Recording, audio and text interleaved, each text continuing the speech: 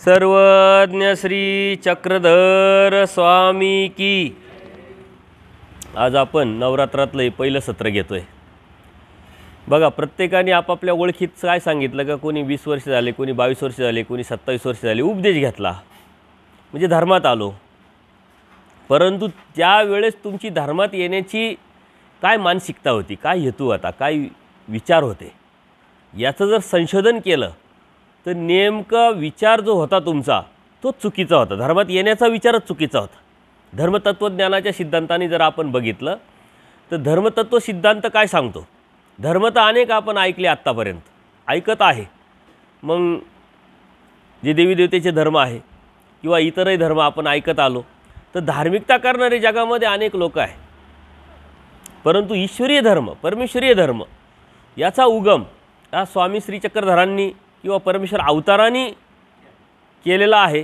मग श्रीकृष्ण महाराजांच्या परंपरे, दत्तात्रय प्रभूंची परंपरा म्हणजे सृष्टी रचनेच्या सुरुवातीपासूनच, म्हणजे सृष्टीचा उद्देशच परमेश्वराच्या धर्माचा उद्देशाने झालेला आहे, लक्षात घ्या। आणि परमेश्वरांनी सृष्टी का निर्माण केली, ह्या प्रश्नाचं उत्तर धर्माशी निगडीत आहे।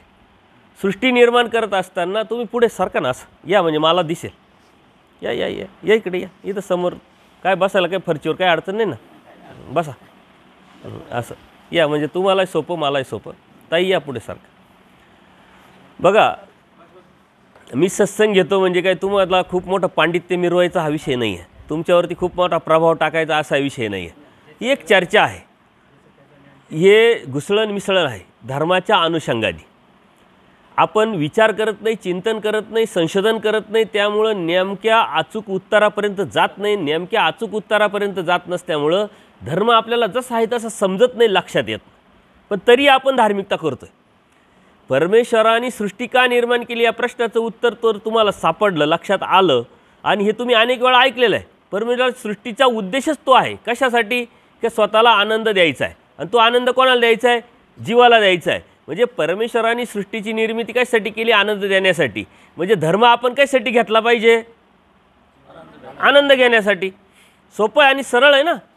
आनंद देण्याच्या उद्देशाने परमेश्वराला प्रवृत्ती निर्माण झाली, त्यांनी सृष्टी निर्माण केली, सृष्टी निर्माण करून स्वतः अवतार घेतला, अवतार घेऊन वाडीवेडी फिरून अधिकारी जीवाला निमित्त करून तत्त्वज्ञान सांगितलं। तत्त्वज्ञान सांगण्याचा उद्देश काय, वाडीवेडी फिरण्याचा उद्देश काय, परमेश्वराला भिक्षा मागण्याचा उद्देश काय, आचार करण्याचा उद्देश काय, एखाद्या जीवाला निमित्त करून तत्त्वज्ञान सांगायचं आहे। अनंत लीळा केल्या, अनंत सूत्र सांगितले, अनंत दृष्टांत सांगितले, आणि हे सांगण्याचा उद्देश काय, फक्त समजावणं। का समजावणं, की मी आलोय तुला ज्ञान आनंद देण्यासाठी आणि तू आनंदच घे।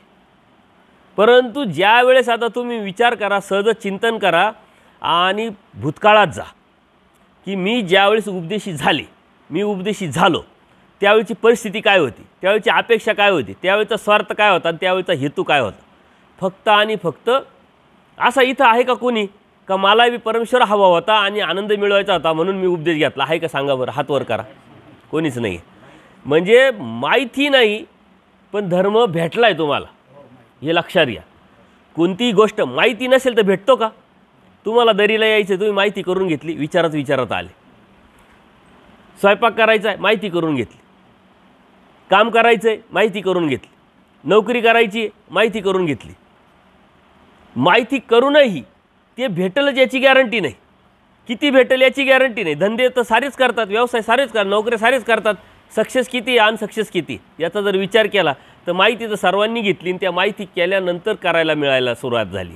म्हणजे भौतिक जगामध्ये अशी कोणतीच गोष्ट नाही आहे कधी ज्ञानाने घेतल्याशिवाय मिळते किंवा माहिती करून घेतल्याशिवाय मिळते, अशी कोणतीच गोष्ट नाही।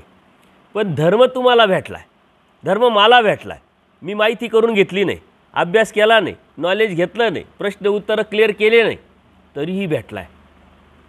मग हे काय आहे नेमकं, याचं जर चिंतन केलं त्यावेळेस तुम्हाला परमेश्वराची जी वस्तू आहे ती कळेल, लक्षात येईल का नेमकं परमेश्वर आपल्यासाठी कसा कार्य करतोय, कसा कार्यरत आहे, आणि ते अखंडितपणे कार्य कसं चालू आहे। परमेश्वराची सृष्टी निर्मितीचा जो उद्देश आहे तोच आपला जर उद्देश असता तर आपण केव्हाच उद्धरून गेलो असतो। अनंत जन्म गेले, अनंत सृष्टी गेल्या असं जे आपण म्हणत राहतो तर हे म्हणण्याची वेळच आली नसती।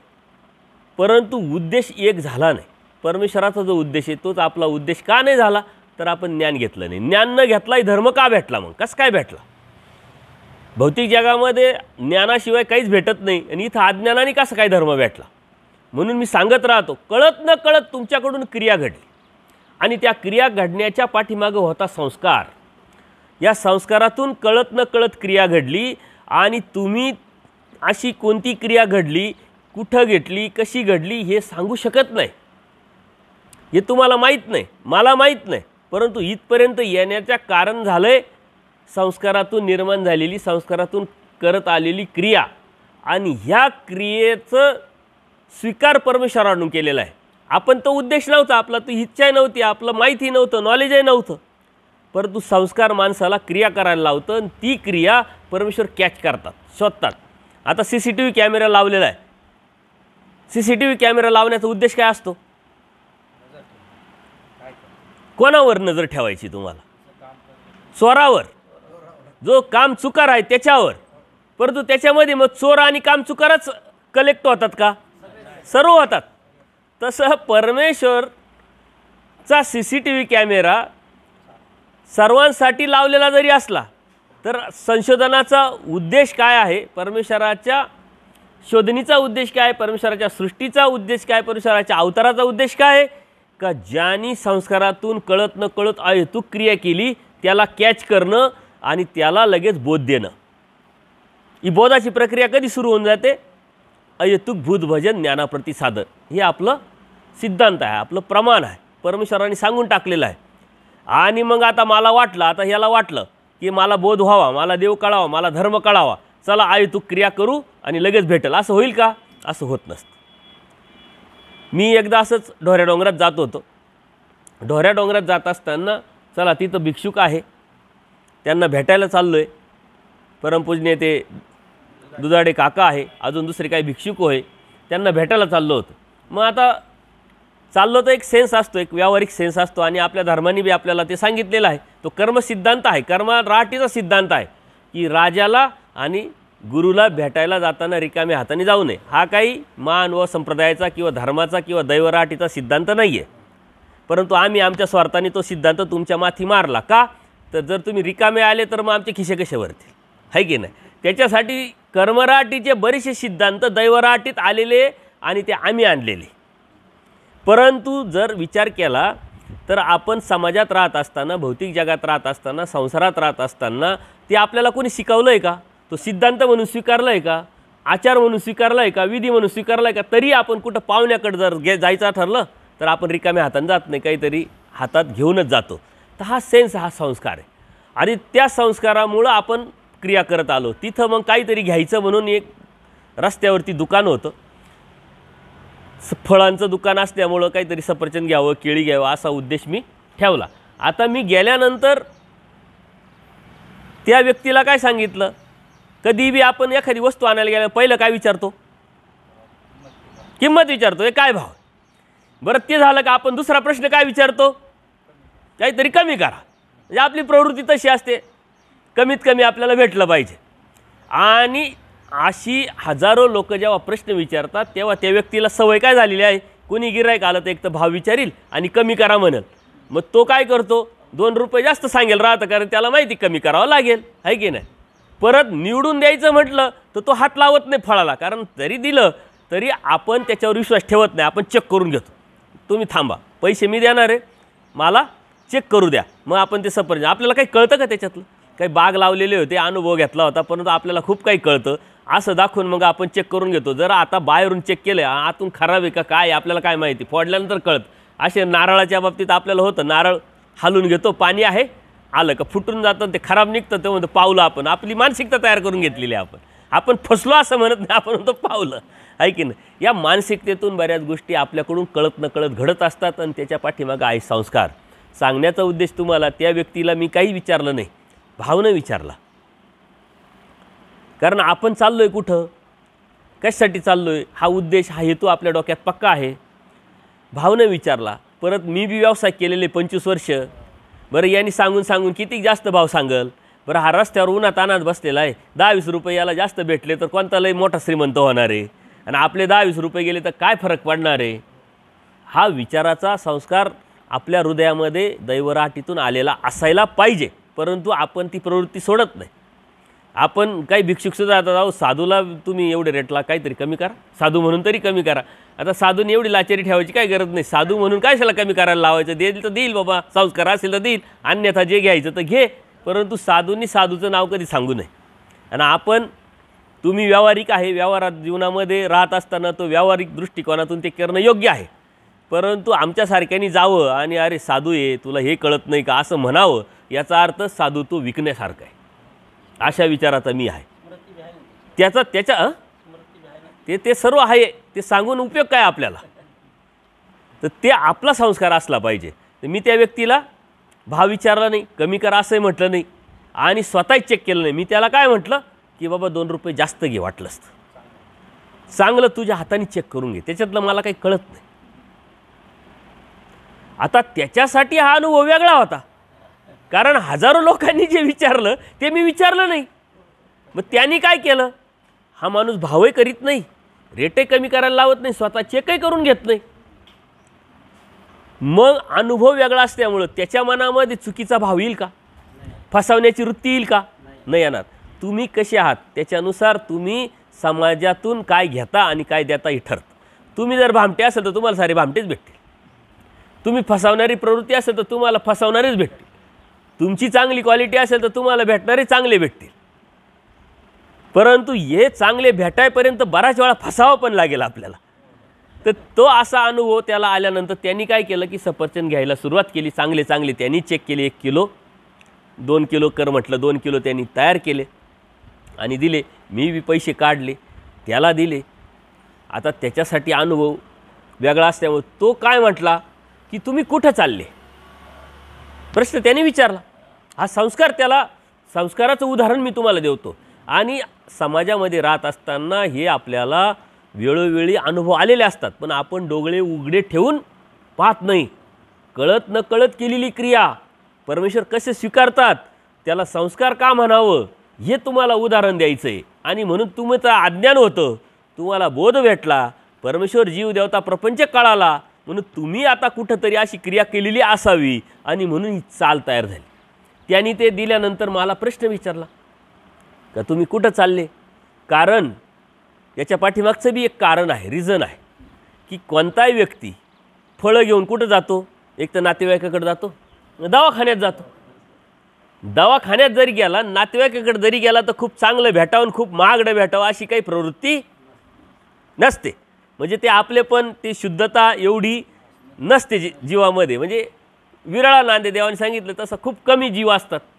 त्याच्यामुळं त्याचे अनुभव त्याच्या गाठीशी त्याच्या ह्या प्रश्नाला निर्माण करण्याला हे 2 कारणं ठरले की माणूस कुठं जायचा असेल तर तो आपण जरी काही गिफ्ट घ्यायला जरी गेलो ना तो गिफ्ट द्यायचं आहे. आपण वस्तू दुकानात गेल्यानंतर आपण म्हणतो गिफ्ट द्यायचं, याचा सांगण्याचा उद्देश काय राहतो, गिफ्ट द्यायचं म्हणजे कमीत कमी रेटचं दे, क्वालिटी चांगली नसली तरी चालेल, कारण गिफ्ट द्यायचं ते मला काय वापरायचं नाही, बरोबर का नाही.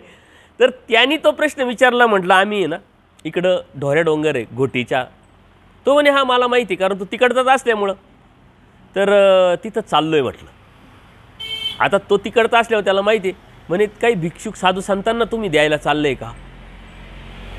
म्हणले हो मी तिकडं साधू संतांकडे चाललो आहे आणि त्याच्यामुळं फळं घेऊन जातो आहे. त्यांनी काय करावं, त्यांनी 4 फळं 2 फळं परत घेतले आणि काय सांगितलं, हे माझ्याकडून साधूंना द्या. हे त्याचे संस्कार आहे. त्याला माहिती आहे का कोणती क्रिया घडली, त्या क्रियेतून काय फळ भेटणार आहे, त्या क्रियेतून काय फायदा होणार काही माहीत नाही. कळत न कळत केली क्रिया त्याने. आता देणारा कोण आहे, परमेश्वर. घेणारा तो जीव आहे. त्या जीवाला पात्रता निर्माण करण्याची त्याच्यामध्येच ताकद आहे. परमेश्वराने त्याला सुचवलं का तू अशी कर, परंतु संयोग योग साह्य परमेश्वराच्या प्रवृत्तीनं माया करत असते. त्याचा तो योग त्यावेळेस आलेला असावा. माझं जाणं, माझं वागणं, बोलणं, राहणं त्याचा प्रश्न आणि त्यातून निर्माण झालेली त्याची क्रिया, तिचा आता काय हेतू आहे का, काहीच हेतू नाही. कारण त्यांनी 4 फळं ते स्वतःहून दिलेले. मी मागितले नाही आहे, त्याला कोणी सुचवलं नाही आहे, काही सांगितले नाही आहे, परंतु साधूचं नाव ऐकल्यावर त्यांनी ते दिलेले. आता ही क्रिया, अशी क्रिया स्वीकारतो कोण? आणि अशा क्रियेच्या नंतर क्रिया परमेश्वराची चालू होते, तो कार्याला सुरुवात होतो. मग त्याचं कोणाबरोबर जोड करून द्यायची, त्याला कसं निरूपण करायचं, त्याच्या मनातले प्रश्न कसे काढायचे आणि त्याला कोणाच्या माध्यमातून कोणाच्या निमित्ताने बोध द्यायचा, हे परमेश्वराचं कार्य आहे. तसं आपल्याला अज्ञान होतं, आपल्याला ज्ञान नव्हतं, तरी आपल्याला बोध झाला, जीवदेवता प्रपंच परमेश्वर कळाला. ह्या अशा संस्कारातून कळत नकळत केलेल्या क्रियेचा परमेश्वराने स्वीकार केला आणि म्हणून आपल्यापर्यंत धर्म आला. आता धर्म घेण्याचा उद्देश आपला काय होता? दृष्टपर. कारण शेजारी उपदेशी, त्याचं बरं चाललंय, मग मी उपदेश घेतला तर माझंही बरं चाललं. मी अनेक देवदेवतेची भक्ती केली, कर्मकांड केले, अंधश्रद्धा, विधी, बळी दिले. आता हे करून मला काही रिझल्ट भेटला नाही आत्तापर्यंत, मी एवढं करूनही बी मला काही फायदा होत नाही. आणि फायदा मिळवण्याचा उद्देश दृष्टपरच असतो, सांसारिक फळं मिळवायची. त्या अनुषंगाने आपण मनात येतच राहतं, परंतु आपल्याला लाईन सापडत नाही, रस्ता सापडत नाही, दिशा सापडत नाही. आणि त्यावेळेस मात्र सत्याची जेव्हा ओढ लागते, उत्सुकता लागते, चिकित्सा लागते, सत्य जाणून घेण्याची विचार मनामध्ये येतात, त्यावेळेस परमेश्वराचं कार्य चालू होऊन जातं. परमेश्वराने सृष्टी निर्माण केली, स्वतः अवतार घेतला आहे, उद्देश वेगळा आहे, आणि आपण घेतला आहे उद्देश वेगळा आहे. परंतु परमेश्वराचं कार्य कशा कशा वेळेत चालू होतं, परमेश्वर कधी कधी कार्याला येतो, हे जर तुम्ही संशोधन केलं तर मग तुम्हाला क्रिया करणं किंवा तुमचा भाव हेतू बदलणं खूप सोपं होऊन जाईल. आपण अभ्यास करत नाही, जाणीव करून घेत नाही, पाठीमागं त्याचा उद्देश काय हे लक्षात घेत नाही, फक्त करायचं म्हणून करायचं. मला वाटलं मी केली, मला वाटलं मी केली, त्यातून स्वीकार होत नाही. कळत न कळत संस्कारातून केलेल्या क्रियेतून परमेश्वराने ते स्वीकारलं, आपण बोधाला पात्र झालो, परमेश्वराने बोध दिला. जरी बोध दिला तरी हेतू आपला अदृष्टपर झाला नाही. याचं कारण तसे संस्कार नाही आपल्या. आजपर्यंत जी बी भक्ती करीत आली, जी बी धार्मिकता करत ती दृष्टपरच करत आल्यामुळे ते संस्कार आपल्याला लागले नाही. आणि ज्ञानमोचक सांगूनही आपण ज्ञान कधी घेण्याचा प्रयत्न केला नाही, ती जाणीव, ती उत्सुकता आपण ठेवली नाही.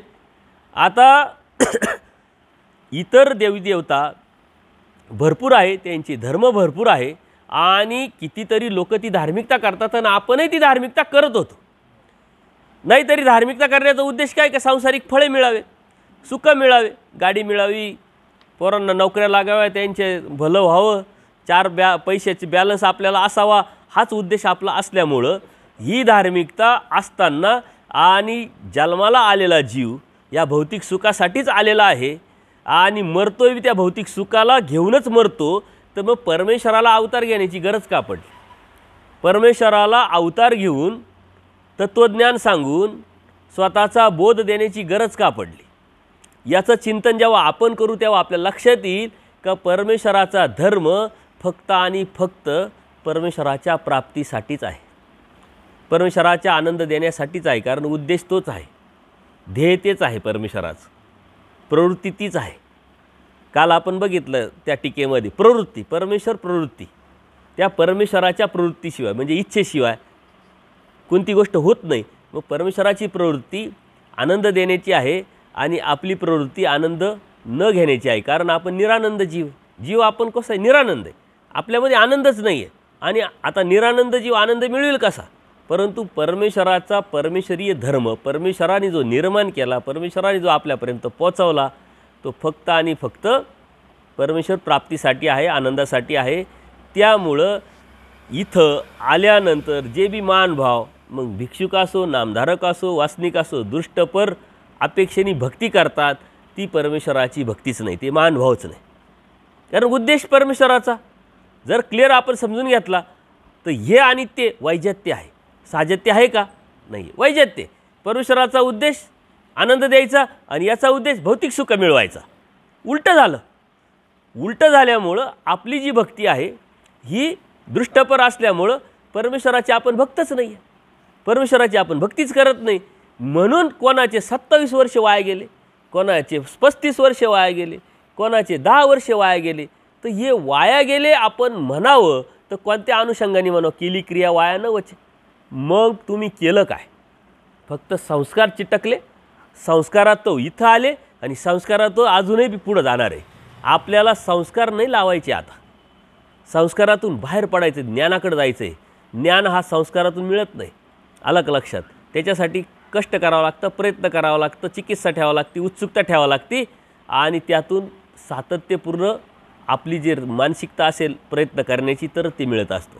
म्हणून सांगण्याचा उद्देश काय आहे की आपण जी भक्ती आहे, परमेश्वराने निर्माण केलेला जो धर्म आहे तो फक्त आणि फक्त परमेश्वर प्राप्तीसाठी आहे. आणि परमेश्वर प्राप्तीसाठी असल्यामुळं कोणत्याही कर्मकांडाचा इथं संबंधच येत नाही, प्रश्नच येत नाही आणि विचार येत नाही. कारण कर्मकांड हे देवतेचे, देवतेची भक्ती दृष्टपर आहे, भौतिक सुखाच्या अनुषंगाने आहे आणि परमेश्वराची भक्ती परमेश्वर प्राप्तीची आहे. त्याच्यामुळे कर्मकांडाचा काय प्रश्न आला का? विधीचा काय प्रश्न आला का? परमेश्वर काय म्हणतात की विधी किंकर एक परमेश्वर किंकर. आपण विधी किंकर न व्हावे, परमेश्वर किंकर व्हावे. मग आपलं जर परमेश्वर किंकरत्व आपल्या मनामध्ये निर्माण आलं, याला अर्थ अहेतुक भाव निर्माण झाला. जोपर्यंत परमेश्वर कळत नाही तोपर्यंत परमेश्वरावरती बुद्धी, परमेश्वर प्राप्तीची इच्छा, हेतू निर्माण होऊ शकत नाही आणि म्हणून परमेश्वर किंकरत्व आपण होत नाही. म्हणून आपण कर्मकांडात अडकलो, विधीत अडकलो, अंधश्रद्धेत अडकलो आणि हे सुद्धा संस्कारांनीच येतं. कारण प्रत्येक गोष्ट संस्कारांनी. एवढा देव कळाला, परमेश्वराचा बोध झाला, भक्ती का कशासाठी कळाली हे सारं कळूनही आपण विधी का करतोय, कर्म का करतोय, अंधश्रद्धा का करतोय, तर ते संस्कार. एवढं कळूनसुद्धा आपण ते करतो, याचा अर्थ ते बी संस्कार आहे. म्हणजे संस्कार हे आहे, संस्कार ते आहे, परंतु हे संस्कार जास्त आहे आणि ते संस्कार कमी आहे. आणि ते संस्कारातून जरी आपण इकडं आलो, अहेतुक क्रिया कोणी तुम्ही नाही केलेली आहे, अहेतुक क्रिया परमेश्वराने करून घेतली. अहेतुक क्रिया तुम्ही उद्देश नाही ठेवला, भाव नाही ठेवला, परमेश्वराने स्वीकारला आहे. म्हणजे परमेश्वराचं दयाळू माळू कृपाळू पण किती मोठं आहे. तुम्ही काहीच केलं नाही, परमेश्वराने तरी स्वीकारलं आहे आणि स्वीकारून परमेश्वराने तुमच्यापर्यंत स्वतः आले, पोचले, धर्म पोचवला. याचा उद्देश काय आहे की परमेश्वराची जी खावणी, परमेश्वराची जी प्रवृत्ती याचं प्रमाण आपल्याला तिथं भेटतं. की परमेश्वराची प्रवृत्ती आपण म्हणतो तर त्याला प्रमाण काय की अरे आपण न कळत केलेली क्रिया जर परमेश्वराने स्वीकारली, म्हणून परमेश्वराला काय आहे, येन केन प्रकारे या जीवाला आनंद द्यायचा आहे, या मुक्तीला न्यायचं आहे, या जन्ममृत्यूच्या फेऱ्यातून काढायचं. आता जन्ममृत्यू म्हणजे काय? आजपर्यंत आपण केलं काय? जन्माला आलो, कर्म जोडलं, कर्म जोडून नरकात गेलो, नरक संपले, परत जन्माला आलो, हे सारखं चालू. याच्यासाठी परमेश्वराने अत्यंत मोकळ्यापणाने, अत्यंत सुंदर आपल्याला कळण्यासाठी, समजण्यासाठी खूप दृष्टांत सांगितलेले. कोणता दृष्टांत सांगितला हे समजण्यासाठी? राट घडी याचा दृष्टांत. तर जी राट घडी असते, पाणी काढण्यासाठी खाली जाते, राटात म्हणजे विहिरीत जाते, परत भरून येते, परत खाली होते, सारखं चालू आहे ना हे यंत्र. तसं आपलं सुद्धा जन्ममृत्यू सारखा चालू आहे. आपण काय मेलो म्हणजे काय लगेच गेलो असातला विषय होत नाही. आपण परत कर्मफळात जातो आणि परमेश्वर सांगितलं कर्मफळ. त्या कर्मफळात गेल्यानंतर तिथं परत दुःख आहे, परत तिथं कर्म जोडणं आहे. तुम्ही डिस्कवरी चॅनल बघा, मोबाईलवरती कधी कधी फेसबुकवरती काही गोष्टी येतात की ते प्राणीसुद्धा आपल्या कुटुंबाची किती काळजी घेतात, आपल्या कुटुंबासाठी किती लढतात, किती झगडतात. ते डिस्कवरी चॅनल जर जंगलातलं जर पाहिलं तर कितीतरी प्राणी आहे जगण्यासाठी शिकार करतात आणि कितीतरी प्राणी आहे का जगण्यासाठी शिकारी होऊ नये म्हणून पळतात. तिथे पळणं आहे आणि इथे पळणं आहे. मग त्याच्यातून आपल्यात फरक काय राहिला? आपणही जगण्यासाठी पळतोय, पण जगायला किती लागतं हे आपल्याकडे माहीत नाही. ते बी सुखासाठी, सुखच आहे ना, सुखच आहे त्यांना बी, सुखासाठी ते पळतात. परंतु इथं आणि तिथं काय फरक आहे नेमका हे जोपर्यंत तुम्हाला समजत नाही तोपर्यंत बोध तुम्हाला झाला हे लक्षात येणार नाही आणि बोध झाला असं तुम्ही म्हणू शकता. पर्पज, कारण, रिझन आणि रस्ता हे क्लिअर झालं पाहिजे. त्याच्यासाठी ध्येय आपलं स्पष्ट झालं तर मग आपण त्या बाजूनी चालायला सुरुवात करू. परमेश्वर स्पष्ट सांगतात की आजकालचं नाही आहे, राटघडीच्या दृष्टीने कंटिन्यू तुझं चालूच आहे, परंतु आता तू थांबलं पाहिजे. का थांबलं पाहिजे? तुला देव कळाला. का थांबलं पाहिजे? तुला बोध झाला. जीव देवता प्रपंच परमेश्वर हे तुला समजलं. तू का थांबलं पाहिजे? तुला भूतकाळ कळाला. भूतकाळ कोणता? मायेच्या तामात होतो, तिथून मायेने आपल्याला काढलं परमेश्वराच्या प्रवृत्तीनं, 3 मूळ सृष्टीत आलो. 3 मूळ सृष्टीत आल्यानंतर परमेश्वराने स्वतः श्रीमुखी तत्त्वज्ञान आपल्याला सांगितलं. बरं, आपल्यामध्ये सामर्थ्य नव्हतं, तर मायेचा संलग्न जोडून आपल्यामध्ये सामर्थ्य निर्माण केलं. परंतु त्या सामर्थ्याचा परिणाम काय झाला? का रची म्हटले? प्रपंच का रचतो? जीवामध्ये आदमती, आदगती, आदरती म्हणून रची म्हटले. का? तर अनादि अविद्यायुक्त असलेला जीव, त्याच्यामध्ये नकारात्मक विचारधारा आहे, मतित्रय आहे, अनंत दोष आहे, आणि म्हणून तो निगेटिव्हच विचार करतो. आता तिथं निगेटिव्ह विचार केला म्हणून त्याच्यात पडलो. आणि आता इथं सारं भेटूनही जर निगेटिव्ह विचार करत असेल तर तुम्ही मानभाव आहे का? तुम्ही बोधवंत आहे का? तुम्ही उपदेश आहे का? आणि इथं आल्यानंतर मला सारं कळालं आहे, मी कपडे घातले आणि कपडे घालूनही बी मी तोच नकारात्मक विचार करून जर जगत असेल आणि स्वतःला अनुसरलेलं म्हणत असेल तर मग मी अनुसरलो आहे का? या प्रश्नाचे उत्तर आपण मिळवायचा कधी प्रयत्न करत. आणि म्हणून ह्या गोष्टीकडे आपण लक्ष दिलं पाहिजे. बरं, एकदा आपण एखाद्या व्यक्तीला काम सांगितलं, त्यांनी ऐकल्याचं न ऐकलं केलं, मग दुसऱ्यांदा सांगितलं, त्यांनी परत काम टाळलं, तिसऱ्यांदा सांगू का आपण? सांगू शकत. परंतु परमेश्वर वारंवार आपल्याला बोध देतात, अनंत जन्मात अनंत सृष्टीत देतात. हे कोणत्या दृष्टांतातून परमेश्वराने सांगितलेलं आहे? डोळक्या बाळकाचा दृष्टांत सांगितला ना. परमेश्वर पुन्हा पुन्हा जन्म आपण आल्यानंतर कुठं बोध देतात? तो कुत्र्याच्या याच्यात गेल्यानंतर, मांजराच्या याच्यात गेल्यानंतर, डुकराच्या याच्यात कुठं बोध कुठं देतात आपल्याला? मानव जन्मात. म्हणजे मानव जन्म लगेच भेटतो का? लगेच आलो, आपल्याला बोध दिला, आपण तो सांडावला, गेलो चतुर्विधीला, नरकात गेलो, ते कर्मफळ संपले. आपल्या लेपामध्ये जीवाचा, मानवाचा लेप जर लागलेला असेल, मग मानव जन्मात आलो आणि मग परत आपल्याला परमेश्वराने बोध दिला. मानव जन्मात आल्याशिवाय परमेश्वराला देता येत नाही ना, आपल्याला घेता येत. बरं, मग एका सृष्टीत पुन्हा पुन्हा देतात का? एका सृष्टीत एकदा का? बरं, एका सृष्टीत एकदा. परमेश्वर दयाळू, माळू, कृपाळू 1000 वेळा द्यायला पाहिजे. नाही आता तर उद्या, उद्या नाही तर परवा, परवा नाही तर 13वा, नाही ह्या जन्मात दुसऱ्या जन्मात. असं का होत नाही? तर जीव अनंत आहे. तुला एकदा संधी दिली, ती संधी बोधाच्या माध्यमातून दिली आहे. ती संधी बोध म्हणजे काय? स्पर्श करून दिलेली आहे, जाणीव करून दिलेली आहे. तू होता कुठं, कशासाठी आला, का आला, हे करून सांगून तुला समजावलं आहे, जाणीव करून दिली. परमेश्वर जाणीजे, परमेश्वर पावी. जाणीव पण करून दिली, नुसतं सांगितलं नाही आहे, जाणीव पण करून दिली, स्पर्श पण केलेला आहे. आणि तरीही तू तो सांडवला. ही तुझी गुन्हेगारी, ही तुझी नालायकी, ही तुझी चुकी आहे. आणि मग परमेश्वराला लिमिटेशन पडतं. परमेश्वराची इच्छा जरी असली तर अनंत जीव प्रत्येकाला ती बोधपाळी देणं, ते कार्य अखंडित परमेश्वराचं चालू आहे. त्याच्यामुळं परमेश्वर एका सृष्टीत बोध एका जीवाला एकदाच देतात. परंतु तो बोध या सृष्टीत तुम्हाला आज भेटला, आत्ता भेटला, याचा अर्थ इथून मागं नव्हता बोध. आणि जरी बोध असेल तर तो तुम्ही लावून धरलेला आहे संस्काराच्या माध्यमातून, आणि म्हणून तुम्हाला आज बोध झालेला आहे. मग तो बोध जातो कसा? बोध कसा जातो? कोणत्या सूत्रात सांगितलं आहे? तुम्ही सूत्रपाठ वाचता ना, सूत्रात सांगायचं, अचूक उत्तर आलं पाहिजे. माया काय करते म्हटले? माया काय करते? हा, बोध हारते. पण कधी हारते?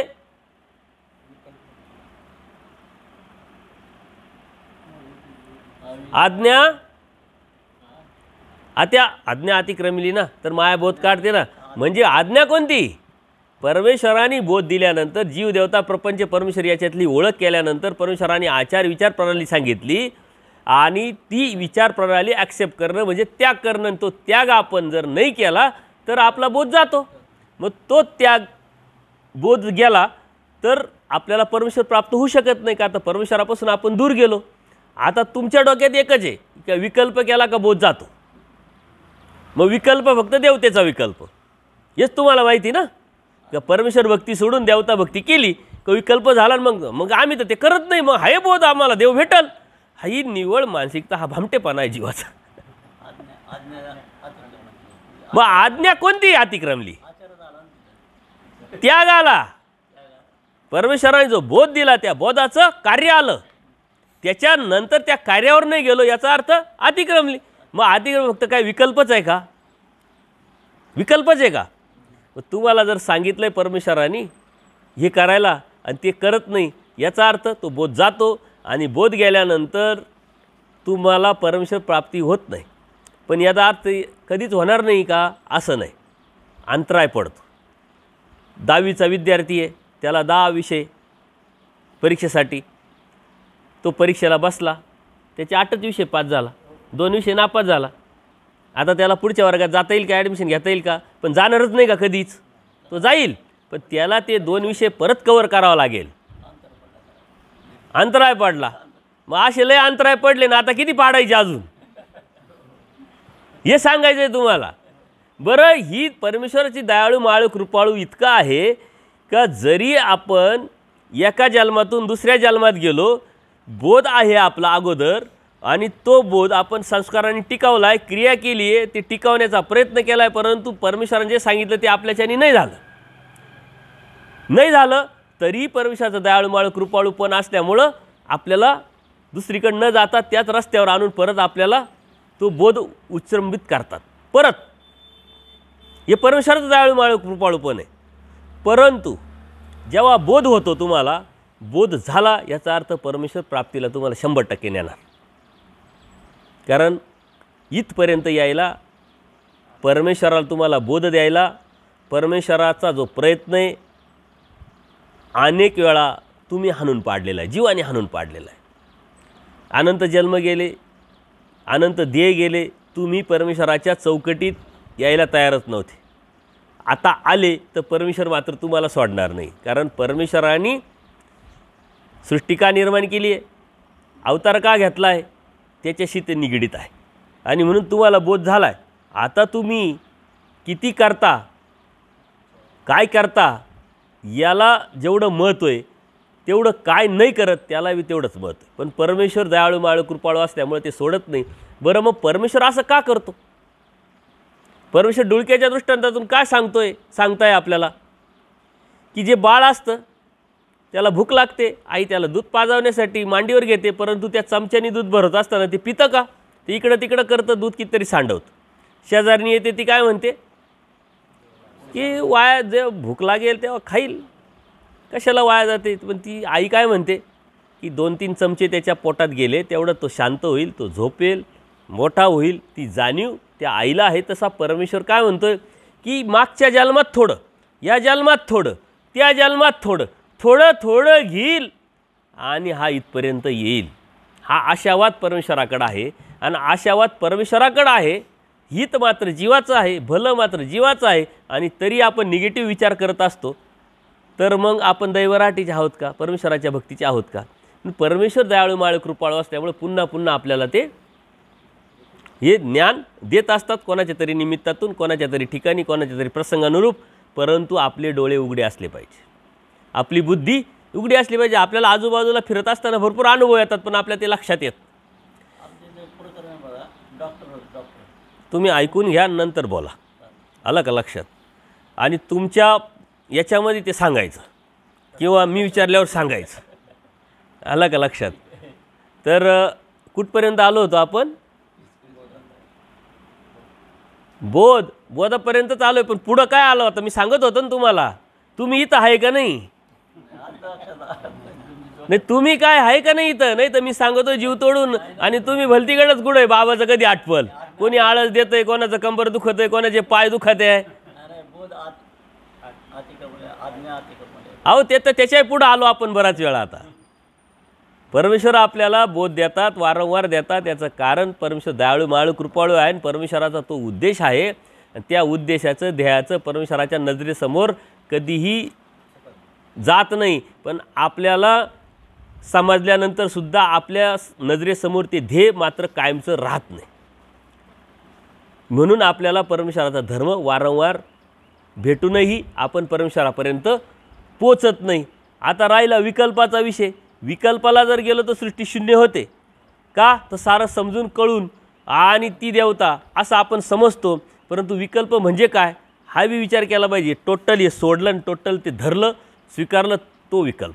बाकी संग्रहरूप विकल्प तर आपण कर्मकांड विधीच्या माध्यमातून करतच राहतो, परंतु हाच संग्रह म्हणजे हाच संस्कार आपल्याला मोठ्या विकल्पापर्यंत घेऊन जाऊ शकतो. म्हणून धर्म समजून जाणून उमजून घेऊन कर्मकांडाच्या बाहेरचा, अंधश्रद्धेच्या बाहेरचा, विधीच्या बाहेरचा जो धर्म आहे तो तुम्हाला समजून घ्यावा लागेल आणि तो करावा लागेल.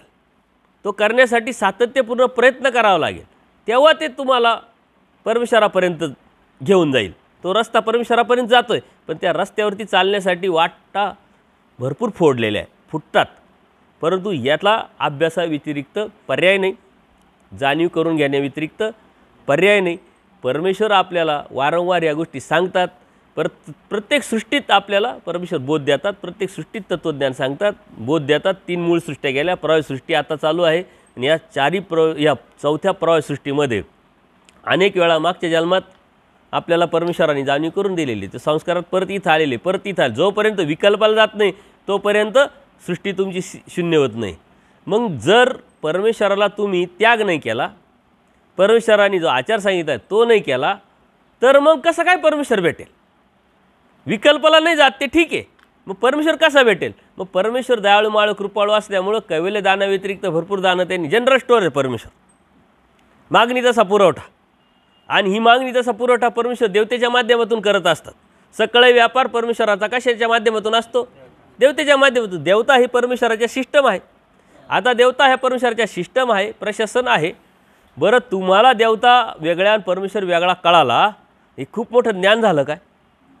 पूजनीय माईम भट, अर्जुन देव यांच्याकडे काय नव्हतं? 18 पुराण, वेद, 5 शास्त्र, उपनिषद आणि देवाने त्यांच्याविषयी गौरवोद्गार काढलाय. सकळ सामुग्रीवंत अर्जुन. देव म्हटले की नाही, सकळ सामुग्रीवंत, सर्व सामुग्री त्यांच्याकडे होती म्हटली. पूजनीय माईम भटांच्या बाबतीत सांगितलं, सर्व आहे त्यांच्याकडं. ते आपल्याला लीळेच्या माध्यमातून भेटतंच आहे. परंतु तरी त्यांच्यामध्ये कन्फ्युजन होतं की नाही, तरी त्यांच्यामध्ये संभ्रम होता की नाही. एवढं ज्ञान होऊन सुद्धा त्यांना देवता आणि परमेश्वरातला नेमका फरक माहीत नव्हता. नेमका फरक त्यांना कळाला नाही, कोणत्या ज्ञानातून नाही. कवने करणे मुंची जेना, कशातूनच मुंचन होणार नाही. का तर हे कळतच नाही. जोपर्यंत हे कळत नाही, हे समजत नाही, तोपर्यंत तुम्हाला मुक्तीला जाताच येत नाही. आणि मग आपण दैवराटीत येऊनसुद्धा जर आपल्याला कळालं काही, जर कळालं असेल तर आपली दृष्टपर भक्ती असायला पाहिजे का? आणि दृष्टपर भक्ती आहे तर आपल्याला कळालं असं कसं काय म्हणायचं? नाही, मग आम्ही जर परमेश्वराची भक्ती करतो, परमेश्वराला शरण आलेलं, अनन्यभावी शरण आलेलं आहे, असा जर आपण म्हणलो तर मग आपण तर कर्मकांडात विधीत त्याच्यातच अडकलेलो आहे, दृष्टपर भक्तीतच अडकलेलो आहे. त्याच्यामुळं याच्या बाहेर तुम्हाला जावं लागेल, याच्या बाहेर तुम्हाला पडावं लागेल. आणि तुम्हाला जे भेटलं आहे ते अर्जुन देवाच्या पलीकडचं तर नाही भेटलं, पूजनीय माईम भटांच्या पलीकडचं नाही भेटलं. त्यांना तर सारं होतं, सारं असल्यानंतर कळालं, त्याच्यामुळं त्यांची आणण्याची व्यावृत्ती त्यांना पटकन करता आली. आणि आपल्याला तर काहीच माहीत नाही. तुम्हाला काय माहिती? 18 पुराण माहिती, वेद माहिती, उपनिषद माहिती, काय ज्ञानेश्वरी माहिती, दासबोध माहिती, काय माहिती काय तुम्हाला? काहीच माहीत नाही आहे. तिकडं थोडेफार संस्कारातून काहीतरी करत होते धार्मिकता, आणि त्या धार्मिकतेत कळत न कळत परमेश्वराने तुम्हाला योग आणून दिलेला आहे. कोणत्या सूत्रातून योग आणून दिलेला आहे परमेश्वराने? 2 सूत्र सांगितले, कर्मजाडापेक्षा भक्ती जड चांग आणि कर्मवासनेपेक्षा ब्रह्मवासना उत्तम. आता हे कर्मजड, हे भक्तीजड आणि ब्रह्मवासनेचे कोण आहे? अन्य लोक आहे. आपणही बी त्या ब्रह्मवासनेचे होतो, आपणही भक्ती जडाचे होतो. आणि हे करत करत संस्कार करत असताना मग कळत न कळत कुठंतरी ती क्रिया घडली, मग परमेश्वराने स्वीकारलेलं आहे. या 2 सूत्राच्या माध्यमातून परमेश्वराने आपल्याला सांगितलं का तुम्ही कुठं होतं आणि आले कुठं, आणि लोक कुठे आहे आणि येणार कुठे. आलं का लक्षात? कारण ते संस्कार आहे. आता हे संस्कारामुळं आपल्याकडून ते घडलं. अर्जुन देवाकडे संस्कार नव्हते काय? पूजनीय माईम भटांकडे संस्कार, त्यांना संस्काराची काय आवश्यकता नव्हती, कारण ते संस्काराच्या पलीकडे गेले होते. ज्ञान घेतलं होतं त्यांना, 18 पुराण, वेद, शास्त्र, भास्कर शास्त्र, सकळे सामुग्रीवंत अर्जुन हे ज्ञान होतं. परंतु असं कोणतंही ज्ञान नाही का तिथं परमेश्वर कळेल, समजेल, लक्षात येईल, जाणवेल आणि मग परमेश्वराच्या भक्तीला लागू. असं एक काही उदाहरण नाही. ज्ञान झालं मग लगेच परमेश्वर भेटला. गोविंदप्रभू बाबांच्या ठिकाणी एक आंध्रातली ब्राह्मण व्यक्ती, ते तिथं पुराण वाचायचे, अभ्यास करायचा. त्या पुराणात लिहिलं होतं की रुद्रपुरी प्रांती असं कोणीतरी ईश्वर पुरुष होऊन गेला असेल किंवा झाला असेल किंवा होईल, त्या पुराणात तर्ककुतर्क केलेले होते. आहे पुराणामध्ये देवाने सांगितलं आगम कुठपर्यंत जाणतात, अष्टवैरापर्यंत कोणते वेद जाणतात, मायेपर्यंत कोणते वेद जाणतात हे देवाने सांगितले. परमेश्वरापर्यंत तर कोणतेच जाणत नाही, कोणतं शास्त्र जाणत नाही. मग त्यांनी काय केलं का, तो उत्सुक चिकित्सा होती म्हणून चिकित्सा म्हणून तो कुटुंबाला आला, गोविंदप्रभू बाबांकडे आला. प्रत्यक्ष आल्यानंतर गोविंदप्रभू बाबांच्या ठिकाणी त्यांनी सेवा पण केली, काहीतरी क्रिया पण केली, ती घडली पण, परंतु जाणीव नाही झाली, बोध नाही झाला. ती बोध न दिल्यामुळं त्याला परमेश्वर आहे, हा अवतार आहे, कळालं नाही. फक्त ईश्वर पुरुष म्हणते आहे लोक. आता मागं होऊन गेला का हा आहे का पुढं होणार आहे माहीत नाही, परंतु आलोय तर करून घ्या. लोक म्हणताय तर करून घ्या. हा संस्कार त्याला पुढं देऊन जाईल, तो संस्कार त्याला घेऊन जाईल. परंतु सांगण्याचं तात्पर्य तुम्हाला कुठपर्यंत आणलं हे लक्षात घ्या, की जोपर्यंत परमेश्वर जाणवत नाही, परमेश्वर दाखवत नाही, परमेश्वर सांगत नाही, तोपर्यंत जीवाला परमेश्वर समजणं मुश्किल आहे. पूजनीय माईंभट सर्व ज्ञान होतं, परंतु आल्यानंतर देवाला सांगावं लागलं, चर्चा करावं लागली, प्रॅक्टिकल दाखवावं लागलं. श्रीकृष्ण महाराज, मग दत्तात्रय प्रभू, मी चक्रपाणी, मग गोविंदप्रभू बाबा, मग इथं, मग स्वामी श्री चक्रधरांकडे आणलं. बरं, हे आणायच्या अगोदर हत्तीचा दृष्टांत सांगितला. ते म्हटले आम्ही करतो, तुम्ही करता, त्यांनी मुंचन होईल ना, आम्ही करता यांनी मुंचन होणार नाही. मग असं कसं काय म्हटले? माईंभट काय आपल्यासारखे गुपचूप बसणारे होते का? आपल्याला जेवढं बोलायचं नाही तिथंही बोलतो आणि जे बोलायचं तेच बोलत नाही. ते काही सोपे होते का? त्यांनी प्रश्न विचारला, म्हटले तुमच्याच्यानी मुंचन होतं ना. आमच्या देव म्हणतात स्वभाव प्रकट तर जीव मुंचे, स्वभाव प्रकटला तर जीवन मुंचन होतं. तुमचं नामचं असं इथं काही नसतं. आणि मग परमेश्वराने त्यांना बोध दिला. हत्तीचा दृष्टांत तुम्हाला माहीतच आहे. हत्तीच्या दृष्टांतातून परमेश्वराने सांगितले एक एक हत्तीचे अवयव आहे, या अवयवाच्या पलीकडे जो परमेश्वर आहे तो परमेश्वर, ती शक्ती, आणि ती कोणती? ती मी आहे. एक आहे परमेश्वर विन, तो परमेश्वर एक आहे. साऱ्या जगाला माहिती आहे परमेश्वर एक आहे. परमेश्वर समजतं सबका मालिक एक, परमेश्वर एकच आहे. अरे पण तो कोण हे माहिती आहे का कोणाला? हे तुम्हाला माहिती. बरं, तुम्हाला माहिती, मग तुमच्यामध्ये एवढी क्वालिटी काय?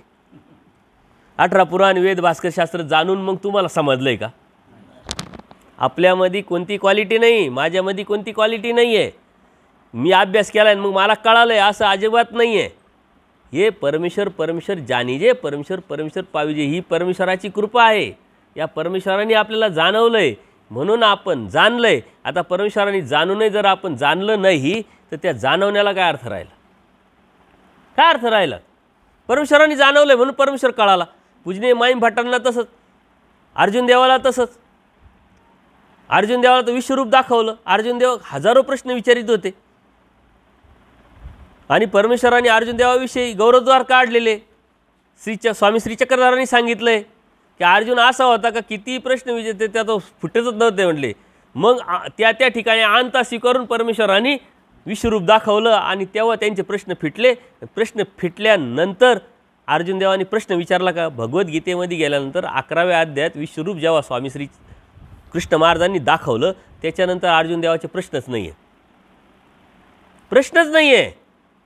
मग देवानी सांगितलं त्यांनी ऐकलं, याच्या व्यतिरिक्त काहीच केलं नाही. आता तुम्ही सांगावं ना आम्ही ऐकावा. द्रोणाचार्य मारला, भीष्माचार्य मारला, कर्ण मारला. अगोदर किती प्रश्न होते, अगोदर तर सारं सोडायला तयार होते. काय करायचं म्हटले, अंता निर्माण झाली होती, स्वतःवरच एक बुद्धी निर्माण झाली होती का मी येऊ करू शकतो त्याव करू शकतो. परंतु जेव्हा परमेश्वरांनी जाणवलं, बोध दिला, तेव्हा कळालं.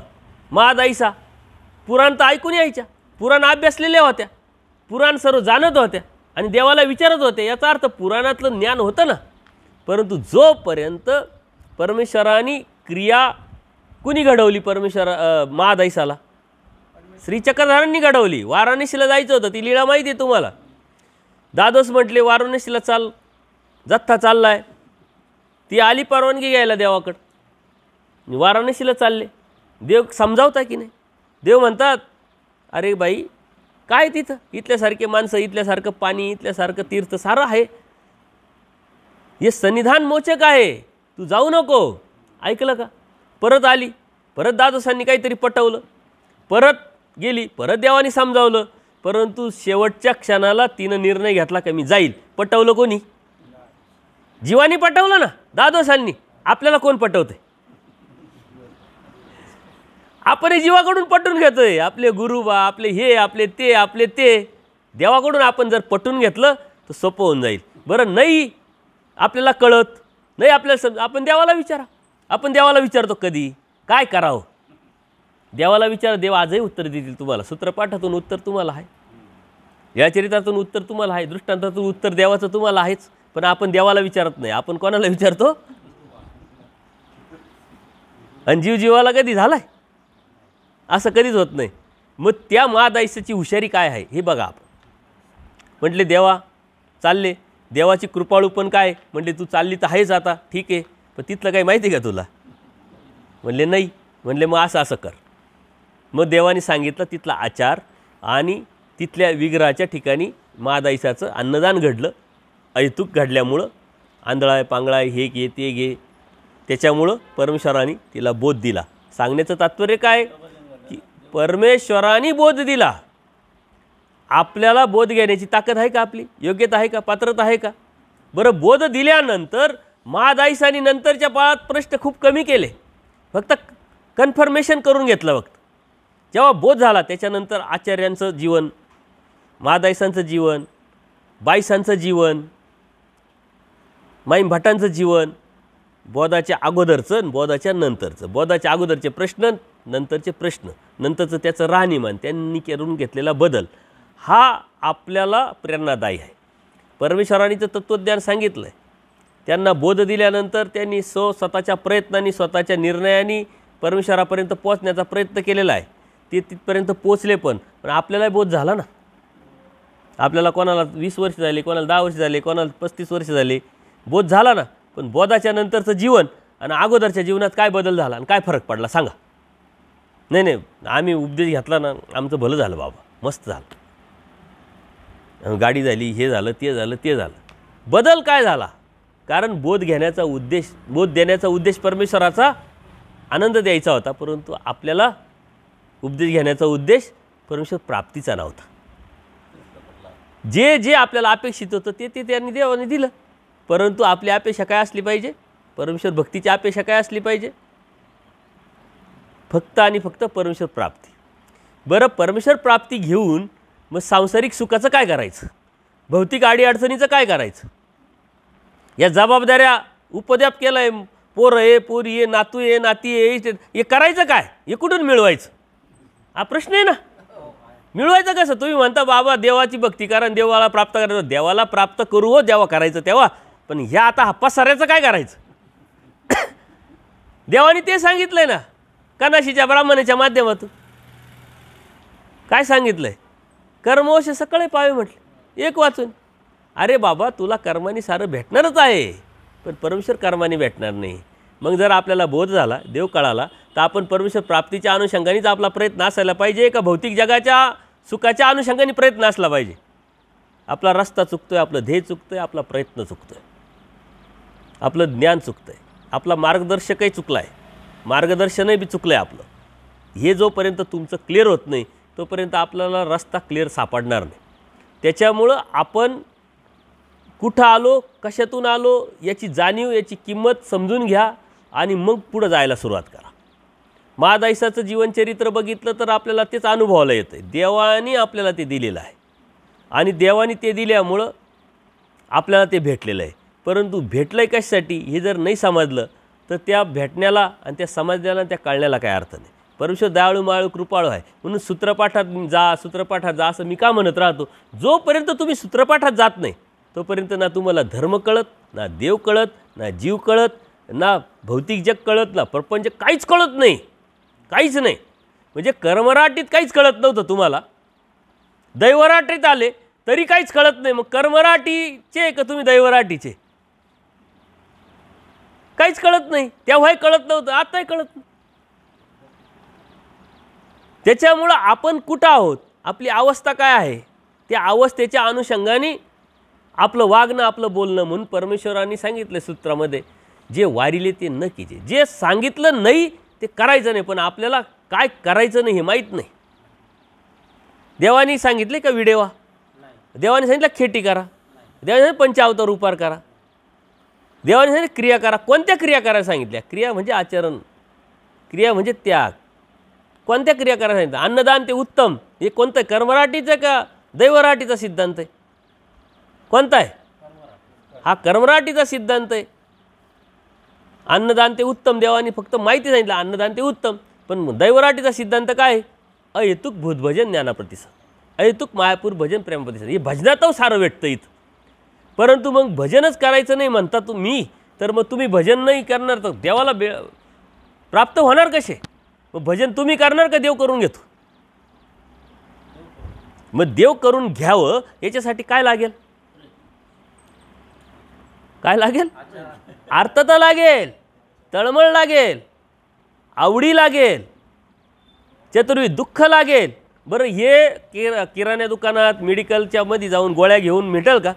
चतुर्विध दुःख व्हायची गोळी द्या, तडफड निर्माण होईल, आवडी निर्माण होईल, याचं इंजेक्शन द्या असं म्हणता येईल का? हे होणार कशाने? हे ज्ञानाने होणार, हे समजल्याने होणार. म्हणून नामधारक वासनिकाला ना धर्माविषयी अभिमान आहे, ना आवडी आहे, ना त्याचा उद्देश क्लिअर आहे. याच्या पाठीमागचं कारण का नामधारक वासनिकाला अभ्यास नाही. आणि अभ्यास आहे सूत्रपाठात, आणि आम्ही म्हणतो सूत्रपाठात जाऊ नका, जरी गेलं तर वाक्य वाचू नका, हे वाचू नका, ते वाचू नका. का बरं असं म्हणतो? बरं असं का ही प्रवृत्ती का निर्माण होते? याच्या पाठीमागचे कारण काय असेल? की आपण सारं दैवावर सोडून दिलं. आम्ही सारं दैवावर सोडून, बोध आणि बोधशक्ती परमेश्वराकडून. अरे दैवावर सोडलंय, परंतु ते केल्यानंतर दैवावर सोडलं. देवाने काय सांगितलं?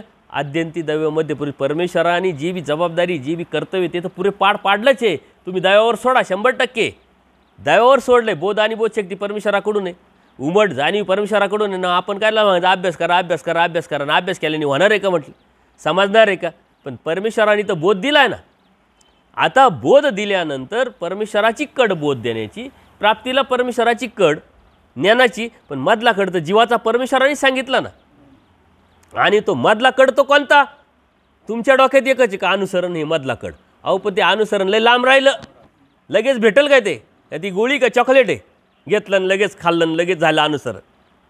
मधला कड म्हणजे अभ्यासाचा, मधला कड म्हणजे जाणीवेचा, ज्ञानाचा, चिकित्सेचा, उत्सुकतेचा आणि त्यावर चालण्याचा. नामधारक वासनिकाला हे माहीतच नाही का मधला कड काय? मधला कड काय? आम्ही तुमच्या डोक्यात घातलं मधला कड, मधला कड.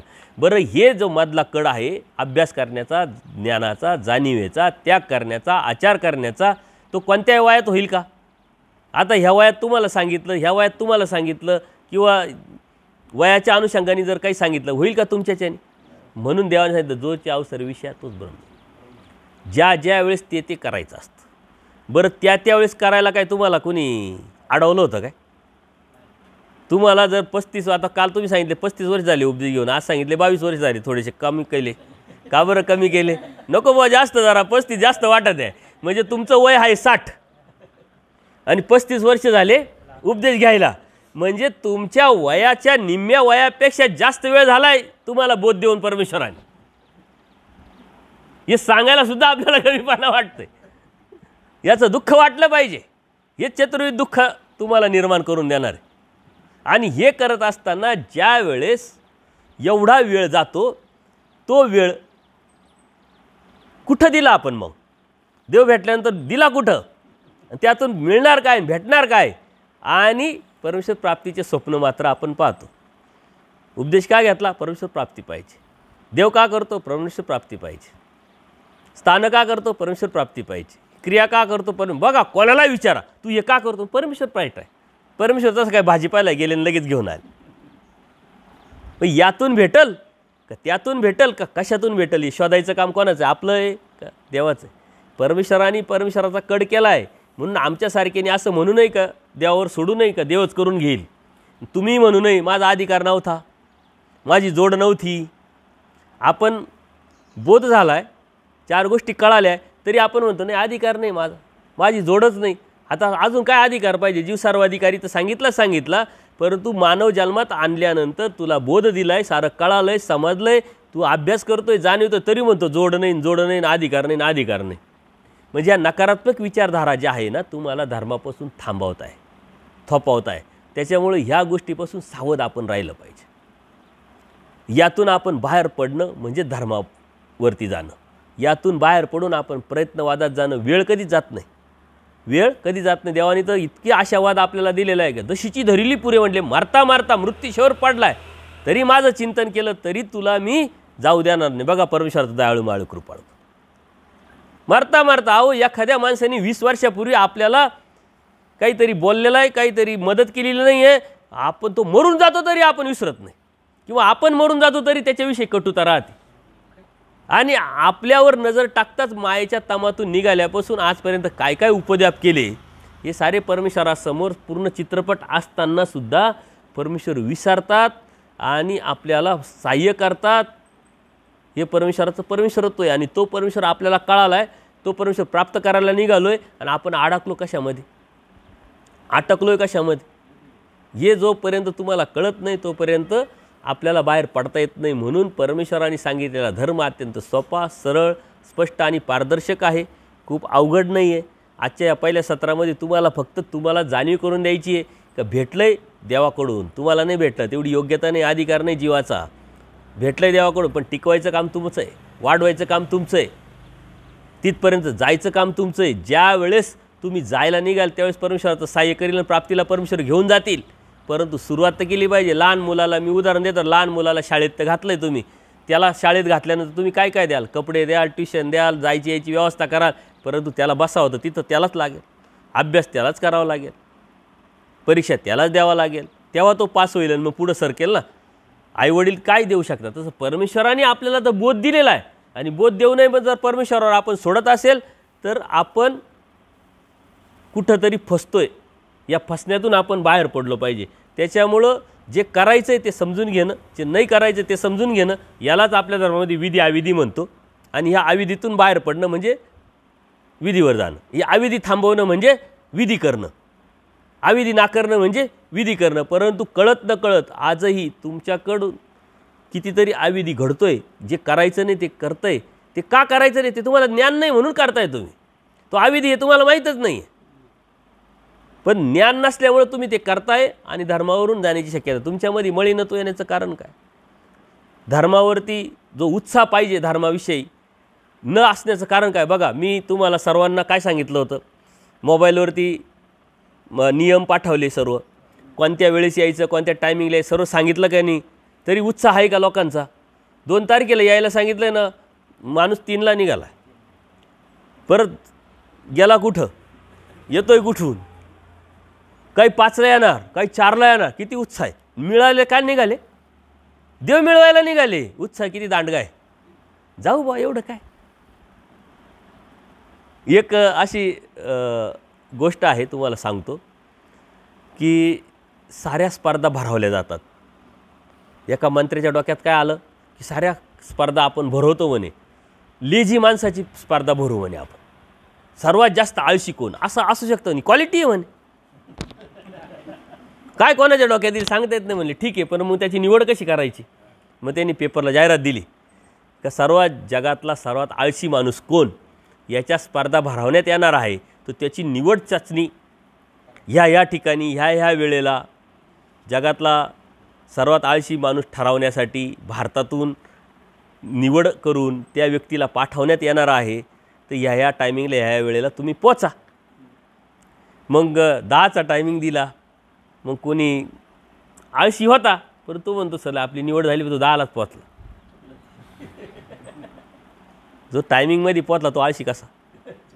मग एक 10:30ला गेला, मग एक 11ला गेला, एक 12ला गेला, एक 1ला गेला, 2ला गेले. आता यांनी कॅमेरे लावले तर कोण किती वाजता येतो ते सर्व जी निवड प्रक्रिया चालली होती. म्हटले आता 10चा टायमिंग दिलं, आता 4 वाजले म्हणे, आता आपण काय हरकत नाही निवड करायला. आणि मग गेले. म्हणले तुमच्या सर्वात जास्त मोठा आळशी कोण आहे विचारा, हात बोट वर करा म्हणे. बऱ्याच लोकांनी बोट वर केलं. 1 तासाच म्हणे, का करू एवढं काय म्हणे. किती वाजता आला म्हणे, 4 वाजता आला, याची निवड झाली म्हणे. निवड सर्व नाव वगैरे लिहिल्या गेलं. लगेच एक आला, का हो कुठं आले म्हणे, निवड करा. काय झाली म्हणे निवड प्रक्रिया. कशी काय झाली म्हणे, मी आत्ता आलो म्हणे. का बरं आलं, जाऊ एवढं काय म्हणे. अरे म्हणे हा कॅन्सल करा, याची निवड करा. तसं मान हो आळशी असता कामा नये. उत्साह असला. आपला उत्साह कुठं आहे माहिती का? तुम्ही जेव्हा एखाद्या नातेवाईकाच्या लग्नाला जाता ना, भयंकर उत्साह असतो. तसं असं तुम्हाला वाटतं की जर मी नाही गेलो ना तर लग्नच होणार नाही. किती उत्साह असतो, दांडगा.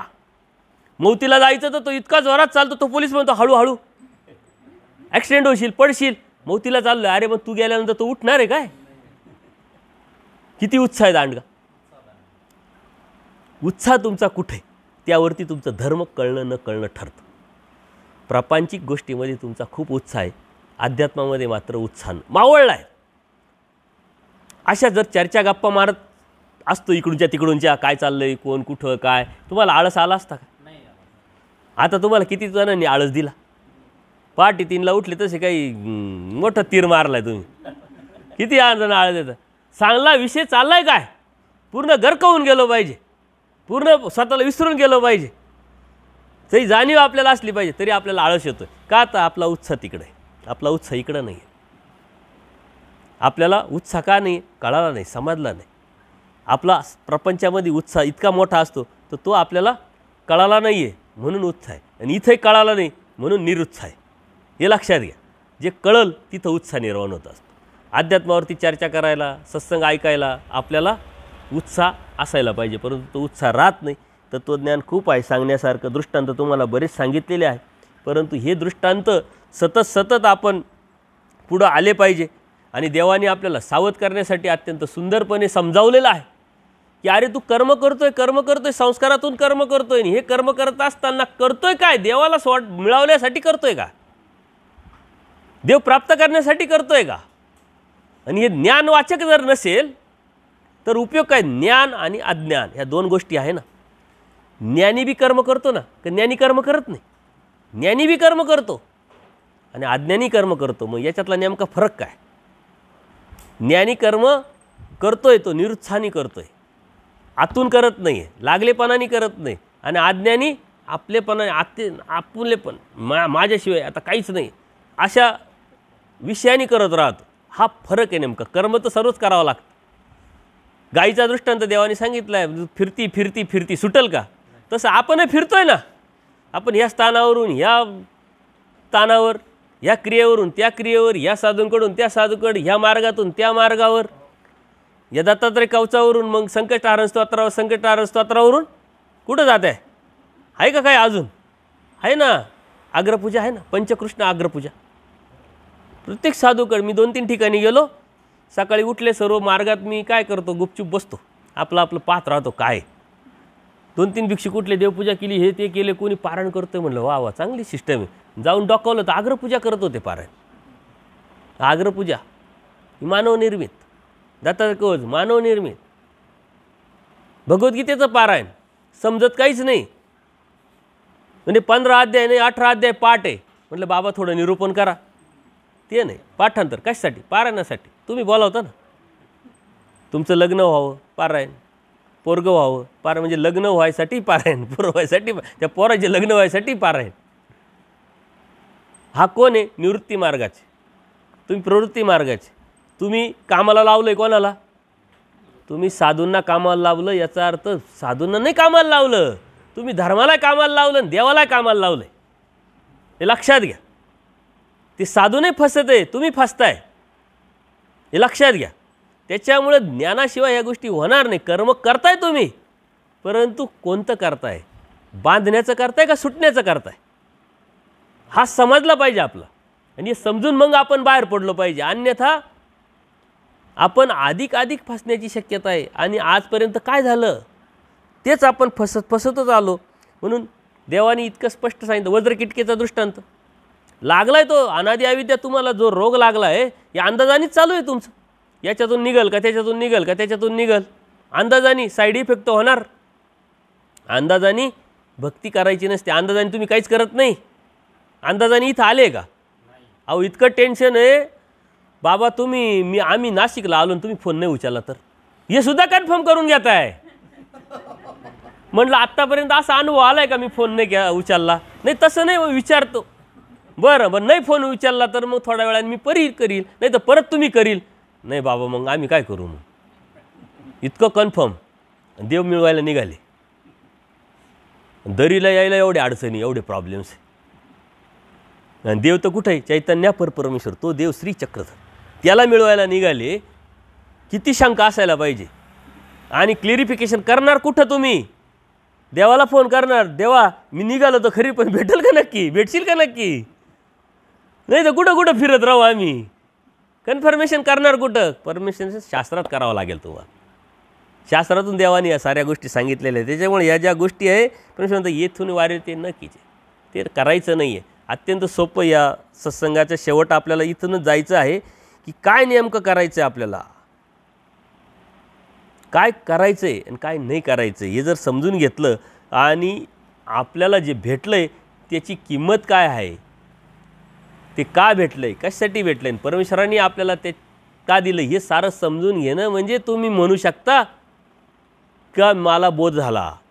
तुम्ही त्यावेळेस समजू शकता का मी उपदेशी झालो. आता म्हणायचं नाही मी 35 वर्ष झाले उपदेश घेऊन. हे सारं करून त्यावरती चालायला सुरुवात जेव्हा कराल तुम्ही. अवतरी या शब्दाचा अर्थ काय होतो? पूर्वी प्रकरणामध्ये जर सावे साकार जर परमेश्वर झाला आहे तर मग अवतरी शब्द सांगण्याचा डबल सांगण्याची देवाला गरज का पडली? अवतरे म्हणजे हे समजणं, कळणं, जाणवणं, त्यावर चालणं म्हणजे अवतरे. सावे तर साकार झाला आहे. परमेश्वर सावे साकार झाला नाही का? झाला ना परमेश्वर सावे साकार. द्वापरयुगात झाला, त्रेतायुगात झाला, कृतयुगात झाला, कलियुगातही झाला. परंतु सावे साकार होऊन अवतारला नाही. आता हा जो आहे याच्यासाठी सावे साकार झाला आहे, परंतु अवतारला का? बोध नाही म्हणून अवतारला. अवतरे हे बोधाशी निगडीत विषय आहे. अवतरे म्हणजे कळण्याशी, जाणीवेशी निगडीत विषय, उठण्याशी, चालण्याशी निगडीत विषय, त्यागाशी निगडीत विषय. म्हणून अवतरे शब्द सांगण्याचा उद्देश काय होतो? जेव्हा तुम्हाला ही भावना, ही मानसिकता, हा हेतू आणि हे ध्येय पक्क होईल आणि तेव्हा तुम्ही चालायला निश्चय कराल, तेव्हा तुमच्यासाठी परमेश्वर अवतारला. तुम्ही म्हणू नका 800 वर्षापूर्वी अवतारला, द्वापरयुगात अवतारला. अजून अवतारलाच नाही आपल्यासाठी. सावे साकार झालेला आहे पण अवतारला नाही. जेव्हा आम्ही सुद्धा एक कपडे घातल्यानंतर फक्त आणि फक्त देव मिळावा, तोची व्हावा, तोची भेटावा यासाठी आमचं उठणं, बसणं, बोलणं, खाणं पिणं असेल, त्यावेळेस आमच्यासाठी देव अवतारला. ज्यावेळेस तुम्ही फक्त आणि फक्त परमेश्वर प्राप्ती करण्याच्या उद्देशाने तुमचं उठणं, बसणं, बोलणं असेल, हे तर अनुषंगिक आहे. प्रापंचिक ह्या गोष्टी अनुषंगिक आहे. परंतु आज त्या मुख्य झाल्या आहे. धर्म अनुषंगिक झाला आहे. जेव्हा धर्म मुख्य होईल आणि ते अनुषंगिक होईल तेव्हा परमेश्वर तुमच्यासाठी अवतारला आहे. मग अवतारला आहे का अजून सांगा? तो अवतरणं न अवतरणं हे तुम्ही ठरवायचं आहे. खरंच अवतारला आहे का? सावेस तर साकार झाला आहे पण अवतारला नाही. पूजनीय माईम भटाला तर सांगितलं, परंपरा सांगितली परमेश्वराची, परंतु अवतारला नव्हता, फक्त सावे साकार झालेले होते. पूजनीय माईम भटाने सांगितलं परमेश्वर तर निरो निराकार आहे. म्हटले हो, पण सावे साकार होतो ना. म्हटले निरो निराकार असलं म्हणजे काही कायमचंच आहे काय? सावे साकार झाला सावे साकार. बोध होता मग अवतारला. आचार्यांना बोध होता मग अवतारला. बाईसांना बोध होता मग अवतारला. आपल्याला अवतारला आहे का याचं चिंतन आपण करणं गरजेचं आहे. यावरती कोणाला काही प्रश्न असेल तर विचारा, त्यातून आपण पुढं जाऊ. आजचं हे पहिलं सत्र आहे. वेगवेगळे विषय घेऊन पुढं जाणार आहोत आपण. खूप जडही वाटलं नाही पाहिजे, खूप त्रासाचंही वाटलं नाही पाहिजे, कंटाळाला आला नाही पाहिजे. अशा पद्धतीनं आपण पुढं जाणार आहोत. कोणाला काही प्रश्न असेल तर विचारा. दंडवत हो.